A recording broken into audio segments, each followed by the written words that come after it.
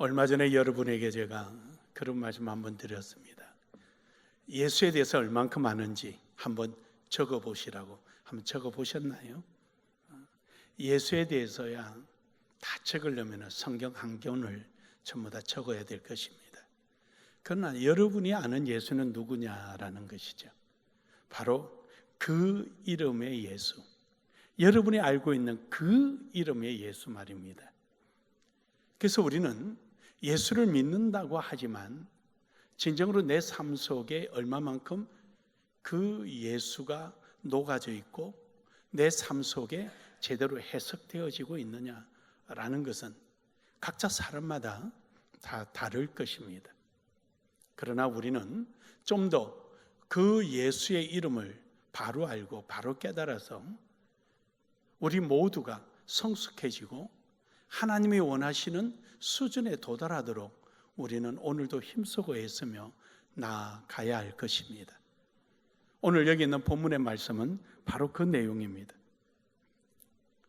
예수 그리스도로 말미암아 새 사람을 입은 사람은 바로 이러한 모습으로 살아야 하느니라, 이런 수준에 이르러야 하느니라 라는, 즉 믿지 않는 자를 말씀하는 것이 아니라 믿고 있는 자들에게 너희가 예수 그리스도를 이렇게 생활하고 있어야 하느니라 라는 내용의 말씀을 우리에게 해주고 있는 것입니다. 그래서 오늘 여러분과 저도 함께 그 이름 예수라는 제목으로 그 이름 예수에 걸맞는 믿음의 삶이 이루어질 수 있기를 주의 이름으로 축복합니다. 첫 번째로는 그 이름 예수, 바로 예수가 누구인가라는 것입니다. 예수가 누구인가 모르는 사람 아무도 없을 것입니다. 하지만 오늘 본문에서 예수가 누구인가를 우리에게 질문하고 있는 것입니다. 16절에 보면 그럽니다. 그리스도의 말씀이 너희 속에 풍성히 거하여 라고 말합니다. 즉 예수를 안다는 것이 머릿속에 막연하게 가지고 있는 지식적 개념을 말씀하는 것이 아니라 좀 더 구체적으로 우리 마음속에 예수의 말씀이 우리 속에서 가득히 채워져서 그것이 우리 밖으로 표현되어지고 나타나는 것을 말하는 거죠. 즉 그 말씀 말입니다. 이 말씀이라는 것은 16절에서 말씀하는 이 말씀은 예수님이 하셨던 많은 말씀들, 성경 66권이겠죠. 그런데 이 말씀은 단순한 누가 무슨 말을 했다라는 그 말을 의미하는 것이 아니라 바로 이 말씀은 인격을 말하는 겁니다. 그리고 의지를 말하는 거죠. 예수 그리스도를 표현하고 있는 그 인격이며 그것이 그냥 선언으로 끝나는 것이 아니라 그 말씀대로 내가 행동으로 옮기겠다라는 의지를 강조하고 있는 것입니다. 요한복음 1장 1절에 보면은 태초에 말씀이 계시니라, 이 말씀이 하나님과 함께 계셨으니 이 말씀은 곧 하나님이시라, 인격 그 자체입니다. 이것을 우리는 로고스라고 표현을 합니다. 그리고 이 말씀이 그냥 머물러 있는 것이 아니라 요한복음 1장 14절에 말씀이 육신이 되어 우리의 생활 속에 임하신 것입니다. 이것이 하나님의 의지를 의미하는 것이죠. 하나님은 이 말씀이 말씀으로 그냥 어느 곳에 머물러 있거나 박제되어 있는 것이 아니라 이 말씀은 살아 움직이며 우리 가운데 역사하신다는 것입니다.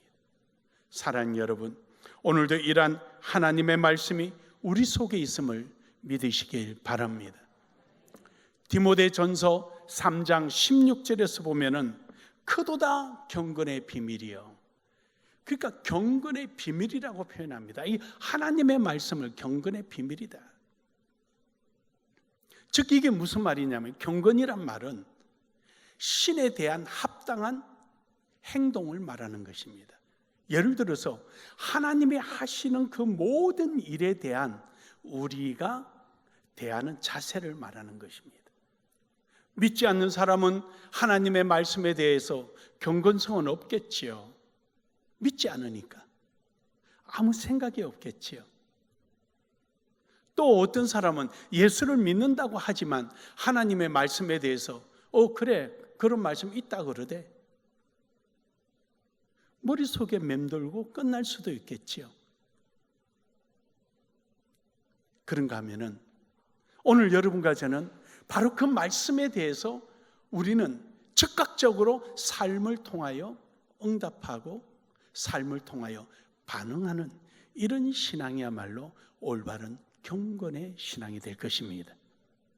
사랑하는 여러분, 이러한 비밀을 우리는 가져 있는 것이 아니라 그 비밀의 삶을 살아가는 은혜가 있기를 주의 이름으로 축복합니다.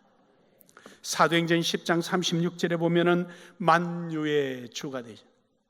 만유의 주가 되죠. 그러니까 예수님은 누구냐? 모든 것의 주인이 되신다. 그러니까 그 의지가 있으시고 우리로 하여금 믿으라고 말씀하시는 거죠. 모든 것의 주인이십니다. 이 꽃의 주인이 되시고 우리가 지었지만은 이런 나무를 가지고 만드는 물체지만 이거 역시도 하나님이 허락하지 않으면 안 된다는 것이죠. 그러니까 모든 것을 대하는 데 있어서 우리는 이 경건성을 잃어버려서는 안 되는 거예요. 심지어 내가 수고하고 애써서 얻은 곡식마저도 대할 때마다 하나님 앞에 감사할 수 있는 경건성이 있어야 된다는 것입니다. 이처럼 모든 만물이 다 주의 것이기 때문에 우리는 만물을 대하는 자세가 그러하여야 한다는 것입니다. 빌립보서 2장 7절에서 8절에 보면은 이러한 경건성을 우리가 아무리 갖고 싶어도 하나님이 주신 것을 누리고 믿으려고 그래도 우리에게는 막혀있는 담이 있다는 것입니다. 그것은 바로 죄라는 것입니다. 하나님께서 우리에게 물 붓듯이 부어주셔도 우리는 그걸 아무리 우리의 의지로 노력을 해도 우리는 가질 수도 없고 누릴 수도 없는 겁니다. 해서 예수 그리스도는 우리에게 오셔서 이 땅에 오셔서 그 모든 죄의 문제를 해결해 주시는 것입니다. 바로 그분이 예수입니다. 스스로 인간의 몸을 입고 이 땅에 오셔서 하나님과 우리 사이에 막혀있는 담들을 해결해 주시는 겁니다. 왜요? 요한복음 3장 16절에 사랑하기 때문에. 우리를 사랑하셔서 그뿐만 아니라 요한일서 4장 10절에 보면은 우리는 아직 알지 못할 때 예수님은 우리를 먼저 사랑하시고 먼저 우리를 가슴에 품으시고 이 땅에 오신 것입니다.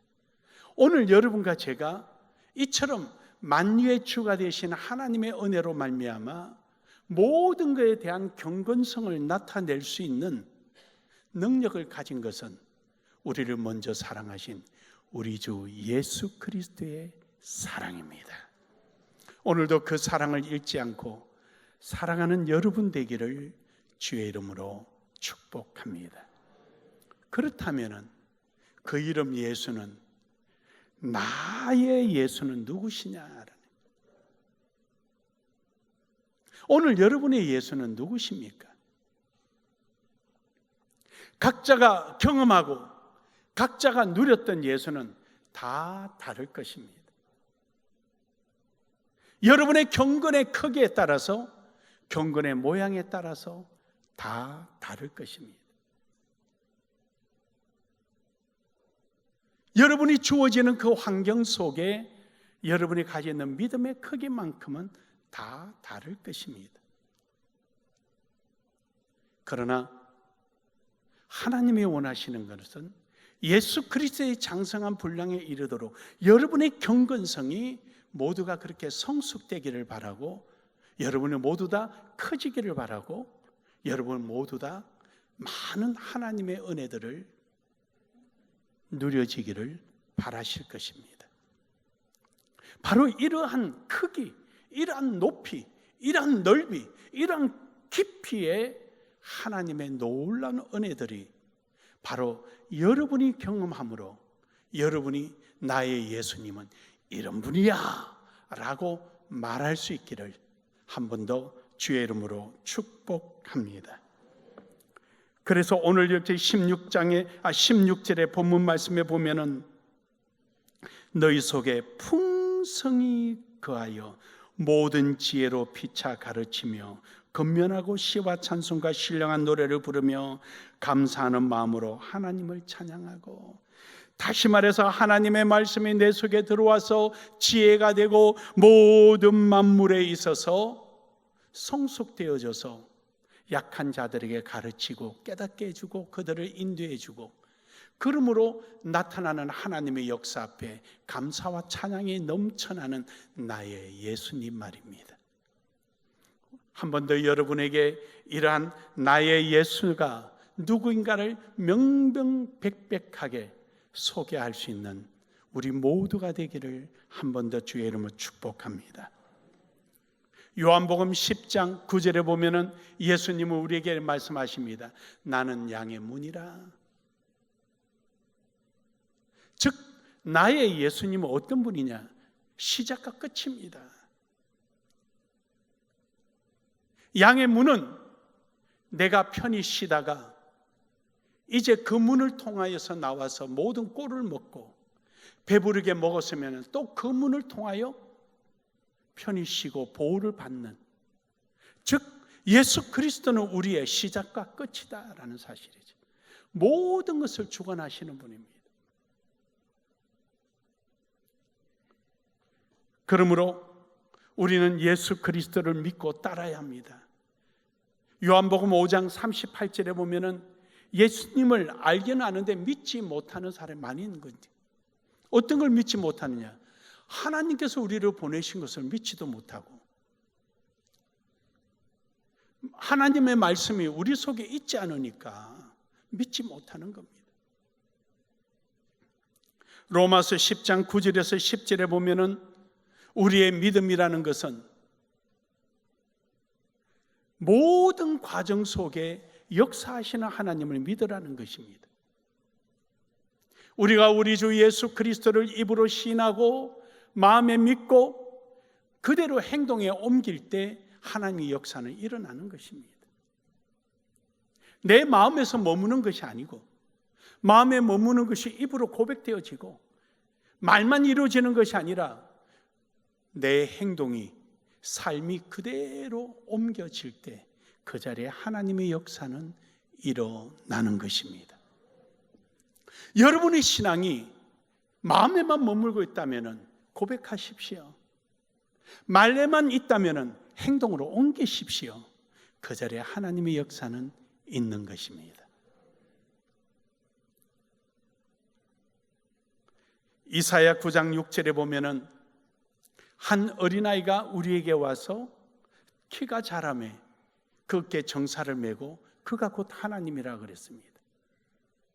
안타깝게도 바리새인과 유대인들은 구약에 대해서 뛰어난 학자들입니다.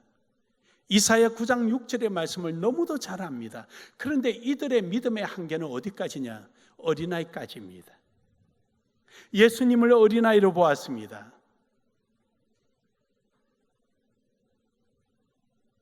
예수님이 어린아이가 태어났다는 소식을 들은 헤롯 왕이나 어린아이로 오실 것에 대해서 구약의 성경을 답변해 줬던 율법학자들도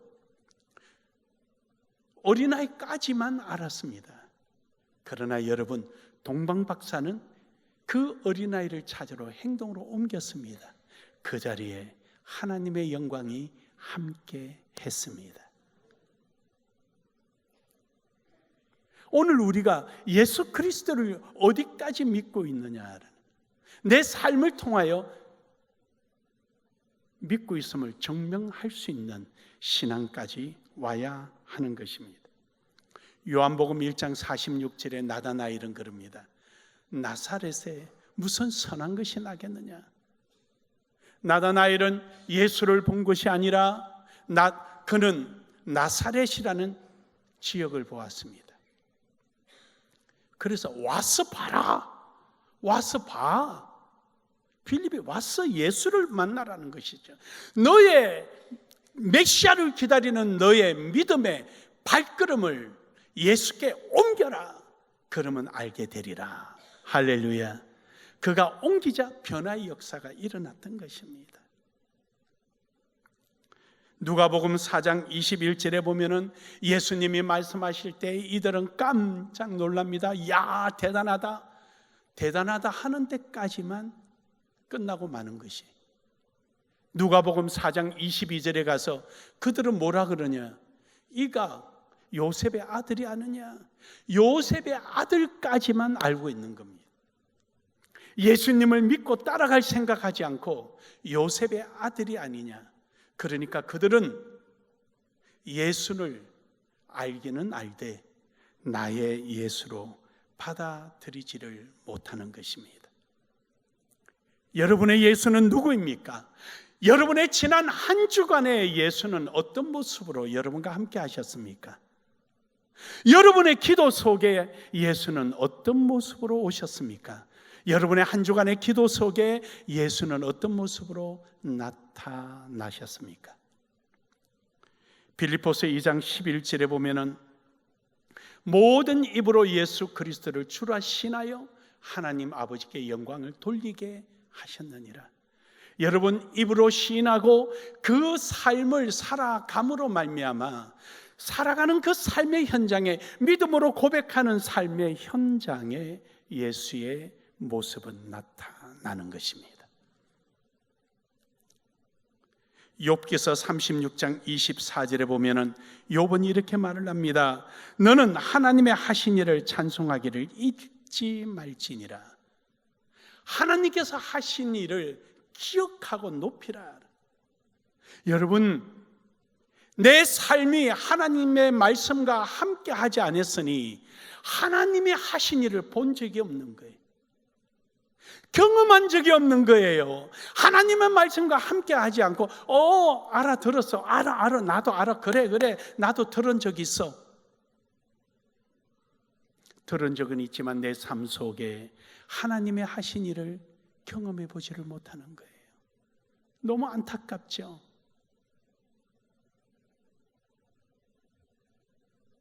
사랑하는 여러분, 여러분의 삶 속에 나의 예수님을 여러분의 경험을 통하여 고백되어지기를 주의 이름으로 축복합니다. 누가복음 9장 23절에 보면은 예수님께서 그럽니다. 자기 십자가를 지고 따라오라. 그렇습니다, 여러분. 주님이 여러분의 예수님이 되어주려고 하시는 것은 여러분의 그 힘들어하는 십자가가 있는 자리에서 응답해 주시고자 하는 것입니다. 문제가 있습니까? 그 문제를 주님 앞에 고백하며 문제의 자리를 떠나지 마십시오. 그 문제를 해결해 주시리가 바로 여러분의 예수님이십니다. 십자가가 무겁습니까? 놓지 마세요. 짊어지세요. 바로 짊어지고 쓰러지는 그 자리에 주님이 대신 지어 주실 것입니다.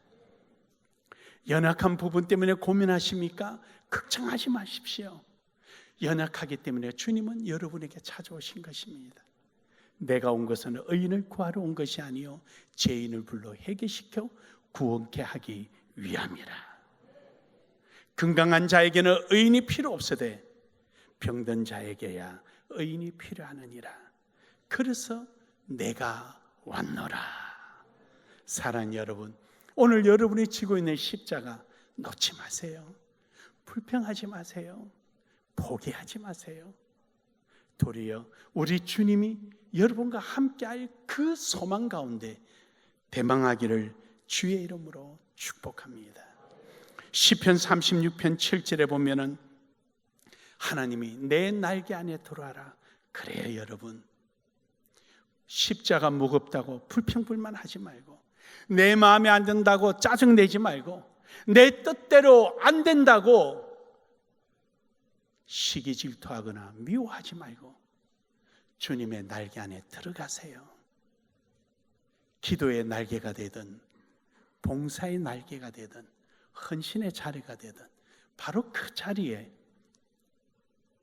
바로 그곳이 그 문제가 나의 예수님이라고 고백하게 되는 장소요, 이유가 될 것입니다.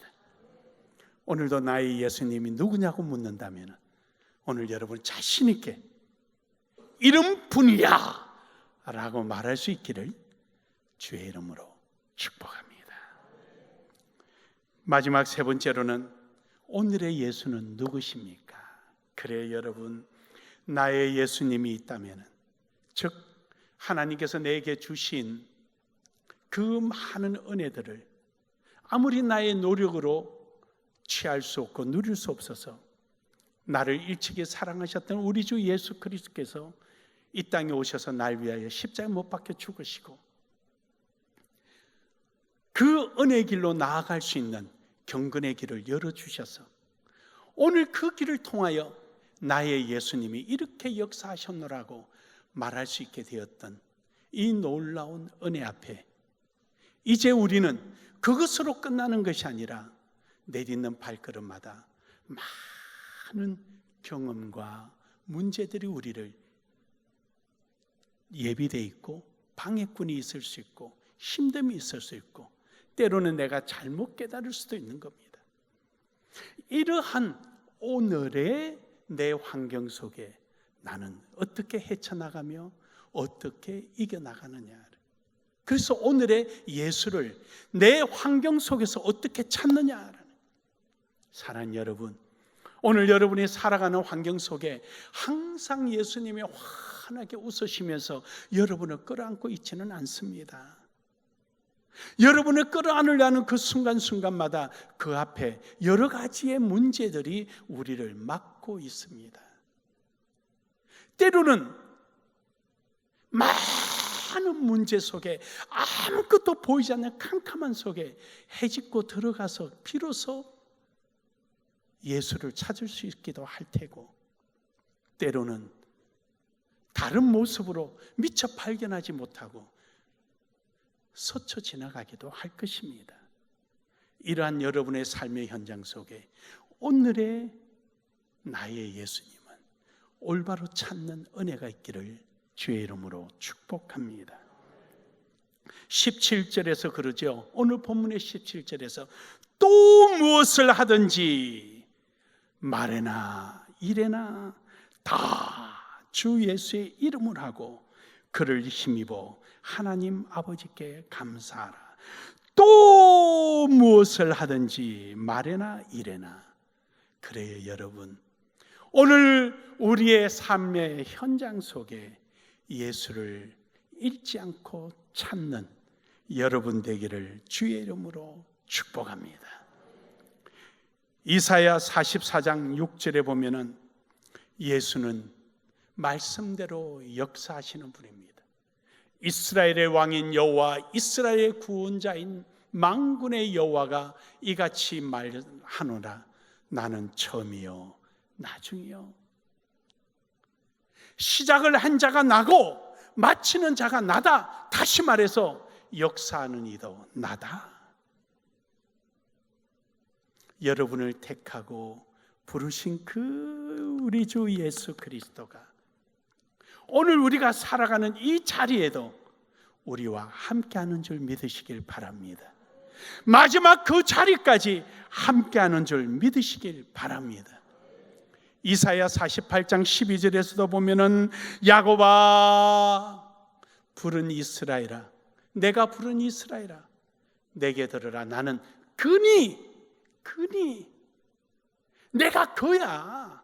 누구요? 너희가 내가 아브라함에게 약속하기를 너희 후손이 400년 동안 애굽에 들어가서 종살이할 것이다. 그러나 400년 후에는 내가 데리고 나올 것이다. 내가 시작하였던 바로 내가 400년 만에 너희를 불러냈던 바로 그다. 내가 그다. 야곱아, 이스라엘아, 바로 그다. 그러니 너희가 바벨론에 70년 문제없어. 사랑하는 나눔의 교회 성도들아, 너희가 알지 못할 때 내가 너를 사랑하여 내 스스로 십자가를 지고 너희의 모든 죄를 해결하고 하나님의 주시는 은혜 안에 있도록 그 경건의 길을 열은 자가 바로 그의 나야. 오늘도 무겁느냐? 힘드느냐? 답답하냐? 와, 내가 오늘 너희의 예수가 되리라.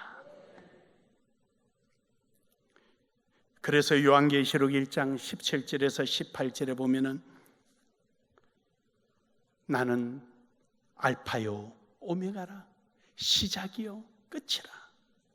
사랑하는 여러분, 요한계시록 22장 13절에서 마지막에도 나는 알파요 오메가라. 우리는 오늘도 우리의 삶을 통하여 다시 오실 예수 그리스도 안에서 살아가기를 주의 이름으로 축복합니다. 오늘 여러분이 살아가는 삶은 과정에 지나지 않지만 오메가의 예수, 다시 오실 예수, 그날을 우리는 준비하며 살아가는 것입니다. 이사야 37장 20절에 보면은 우리 하나님이 여호와여 이제 우리를 그의 손에서 구원하사 천하 만국으로 주만 여호와인 줄 알게 하옵소서. 여러분, 우리가 힘들고 어려운 자리에서 피하지 않고 우리 주 예수 그리스도 안에서 믿음으로 나아갈 때 바로 그 자리를 통하여 하나님이 나의 하나님이 되시고 한 능력이 나의 능력이 되심을 거기서 증명해 보이는 것입니다. 할렐루야. 믿으십니까? 거기서 역사하는 거예요.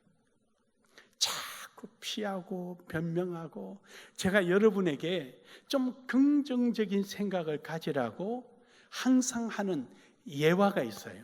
예를 들어서 여러분 설명하잖아요. 뭐냐면은 이런 넓은 공간에 벽이 많이 있잖아요. 이 많은 면적 속에 문은 딸랑 2개뿐이에요. 근데 누구도 원망하는 사람은 한 명도 없어요.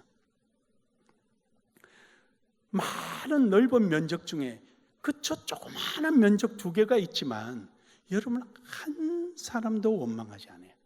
불평불만하지 않고 불편하게 느끼지도 않는 거예요. 왜요? 이 벽의 가치를 알고 있기 때문이죠. 그리고 저 문으로 나가면 된다라는 이유를 알고 있기 때문이죠. 왜 우리가 불평불만을 하고 힘들어하고 어려워합니까? 하나님의 뜻을 깨닫지 못하기 때문이죠. 하나님은 오늘 여러분과 저를 예수 그리스도의 장성한 분량에 이르도록 이끌기를 원하시는데 우린 자꾸만 힘들면 피하고 이러다 보니까 하나님의 역사를 경험할 시간이 없는 거예요. 힘들고 어려워도 우리는 하나님의 역사하실 것을 믿고 나아갈 때 그 안에서 하나님의 역사가 일어나는 거예요.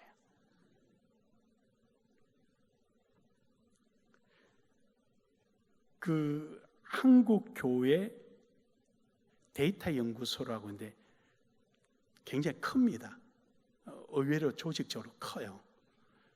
정부로 시정부로부터 그 사업도 받아서 데이터를 하기도 하고 제공하기도 하고 이러는데 거기에 보니까 성장하는 교회와 쇠퇴하는 교회에 14가지 이제 카테고리가 있는데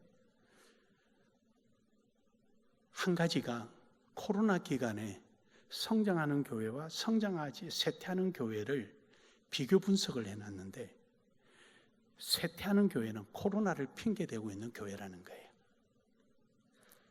그런데 성장하는 교회는 코로나를 핑계대는 것이 아니라 도리어 그것을 통하여서 더 나아가는 교회가 성장하더라는 거예요.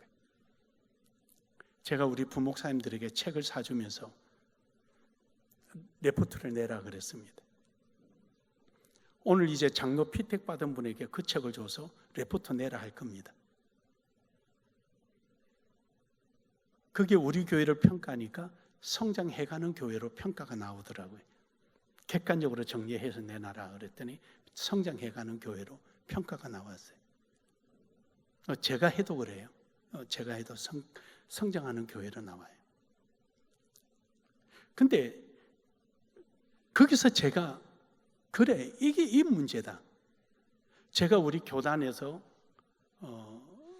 강소교회, 작지만 강한 교회, 이 세미나를 많이 했습니다. 4차 산업혁명의 목회 솔루션이 무엇인가? 이거는 뭐 4, 5년 전에 먼저 했죠. 4차 산업이라는 트렌드가 막 나올 때 그때 이제 했었죠. 제가 여기 계룡에 개척하게 됐던 이유 목적 중에 하나가 4차 산업혁명의 목회 솔루션이 뭔가 그거 한번 찾아보려고 여기서 개척했던 거거든요. 그래서 쭉 경험했던 것을 정리해서 한 5년 전부터 제가 강의를 했습니다. 요즘은 이제 목회를 디자인하자. 이제 그걸 강의합니다. 이제 노예, 목사, 장로들 수련회 오면은 이제 가서 강의해주고 그렇게 하지요. 근데 이제 거기서 공통점이 딱 둘로 봅니다. 어떻게 보느냐? 강의 시간에 녹음도 하고요. 열심히 적고 부교육자 데려와가지고 야, 너 그거 잘 적어서 이번 강의 똑바로 들어. 그러고 막 이러는 목사님은 질문이 달라요. 마지막에 질의응답 시간에 자신들의 약점을 어떻게 보완하면 되느냐라고 질문을 해요. 그런데요, 강의 시간에 나갔다 들어왔다가 막 옆에 사람하고 이야기하고 이런 사람은요, 질문할 때 보면은 꼭 자기의 약점을 핑계 삼아요. 우리 동네는요 노인들이 많아가지고요 어쩌고 설교를 적어도 1년 전 정도는 설교를 미리 준비를 해라. 1년치 있고 504편을 준비해라. 준비하는 자의 눈에 보인다. 자주서는 제가 그 예화예요. 전등을 하나 갈아 넣으려고 보니까 이것도 사다리로 보이더라. 전등을 갈아 넣을 목적성을 가지지 못하니까 이거는 그냥 탁자에 지나지 않는 겁니다. 내가 목적이 있을 때 사물이 달라지는 거예요. 보는 눈이 달라지고요. 느낌이 달라지는 거예요. 설교를 1년 전에 준비를 해라. 그리고 3주 전에 탈고를 해라. 그리고 3주 동안 살아봐라, 목회자가. 그래야 교인과 공감이 형성될 거 아니냐.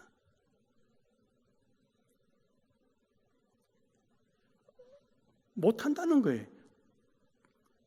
그럼 못하면 할 수 없지. 어떻게 하겠어, 내가. 그럼 못한다는 내가 어떻게 하겠어요? 할 생각을 하고 만들어갈 생각을 해야죠. 근데 뭐 못한다는데 그거로 끝나죠. 그러니까 딱 나눠져요. 그렇게 나눠져서 움직여요. 근데 1년치 설교를 준비하고 있는 분들은 확실히 교회가 변화가 돼요. 누가 변하냐? 목회자가 바뀌어요. 목회자 자기 자신이 보는 눈이 바뀌어요. 어떤 거 하나라도 사물을 볼 때 사물을 여사로 보지 않고 자기 1년 동안 목회하는 목회 계획에 그것이 필요를 느끼기 시작해요. 여러분이 시장 갈 때 생일날 집에 누가 생일이라서 시장 보러 갈 때 그 사람에 대해서 아는 만큼 장 보는 내용이 달라지고요. 모르면은 자기 지식에 맞게끔 장을 봅니다. 죽은 사람 제사 지낼 때도요. 죽은 사람 좋아하는 거 골라서 하잖아요. 근데 설교를 토요일에 앉아서 급하게 해? 그러고 나니까 설교하고 나서 자기도 잊어먹고 교인들도 설교 듣고 집에 가면 다 잊어버리고 마는 거죠.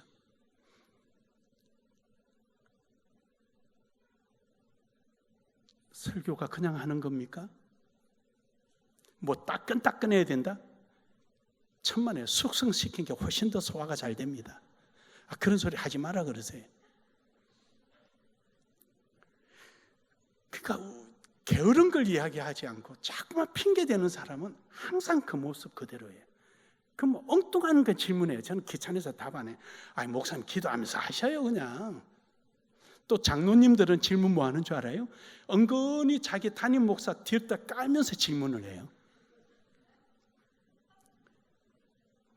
그래서 그 집은 안 되는 거예요. 그래서 제가 우리 요번에 장로님 피택된 분한테 주는 책 내용도 그게예요.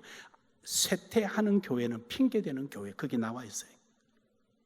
핑계대지 마세요. 왜 핑계대요? 얼마든지 잘할 수 있는데.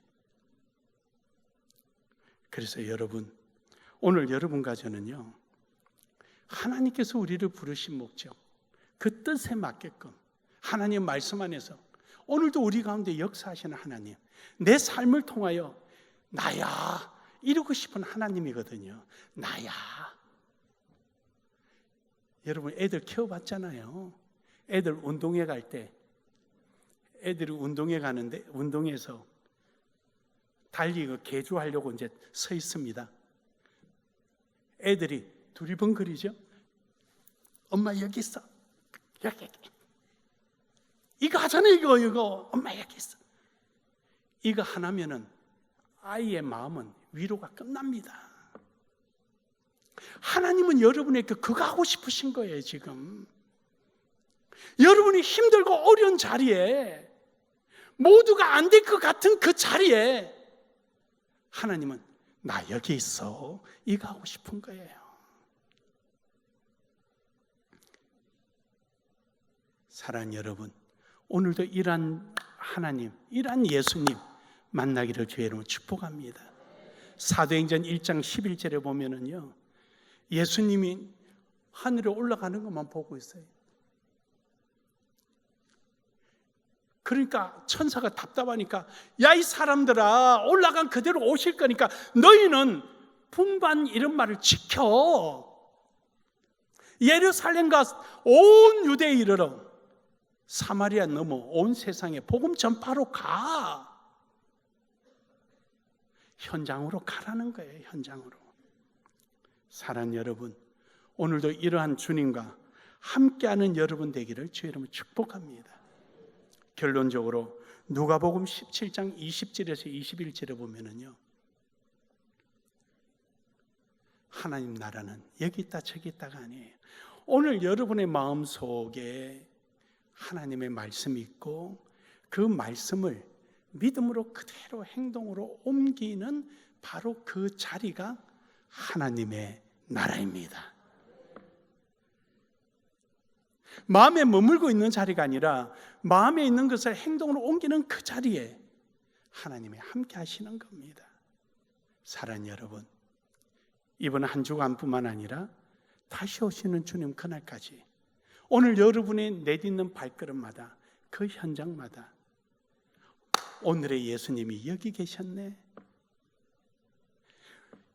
오늘의 예수님이 이 자리에 계셨네, 날마다 경험하고 감격하고 누가 당신의 예수님은 누구냐고 물으면 바로 이 사건, 이 자리에 이렇게 말씀대로 이루어졌노라고 정인이 되는 여러분이 되기를 주의 이름으로 축복합니다. 축복합니다.